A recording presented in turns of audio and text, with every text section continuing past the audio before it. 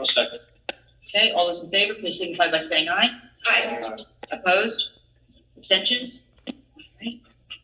Amending, land use for, this is amending the industrial zone.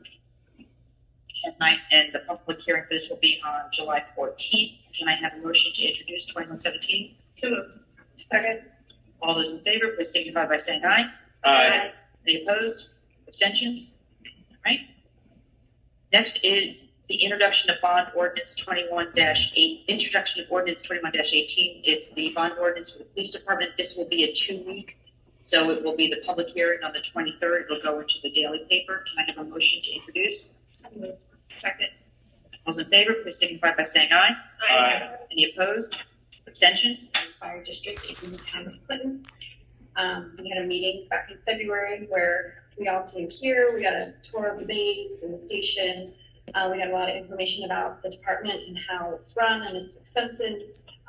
Rich Braslow, who is an attorney that is very experienced in establishing fire districts, was also available to give us a very enlightening education on fire districts and how they operate.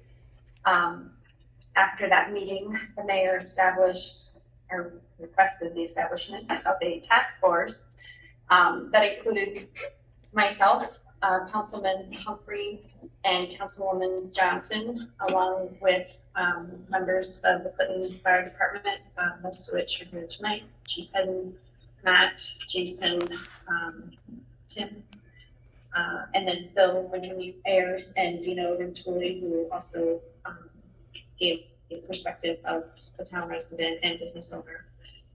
So we met often. The goal was to establish a long-term funding solution to make fire suppression in the town of Clinton sustainable both now and in the future. So as a committee, we looked at all the options available, which included shared services, municipal contributions to the fire department, and the establishment of the fire district. Governing body, we're not really in a financial position to support completely the fire department and all of its financial obligations at the moment. So that took us down to the option of a fire district. Some of the advantages of the fire district is it creates some oversight for fire suppression.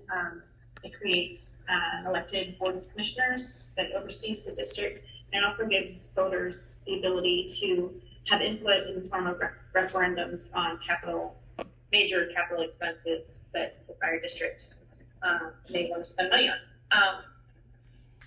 So all that at the last council meeting, we made the recommendation to establish a fire district, and we started executing the first step, which is to put out a petition to the public in the hopes of getting at least 5% of voter signatures that will support a fire district in the town of Clinton.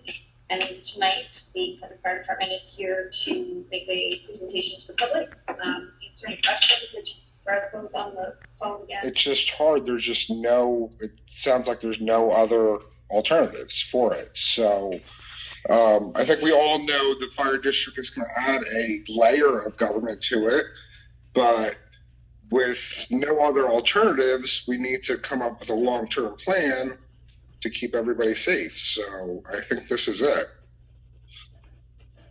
And how they structure their budgets. Obviously, as mentioned, we took a lot of guidance and information from Rich, who is the expert in this area. And we also talked to the local finance board about the process and what kind of information and requirements they would need from us if we were to decide to establish a fire district.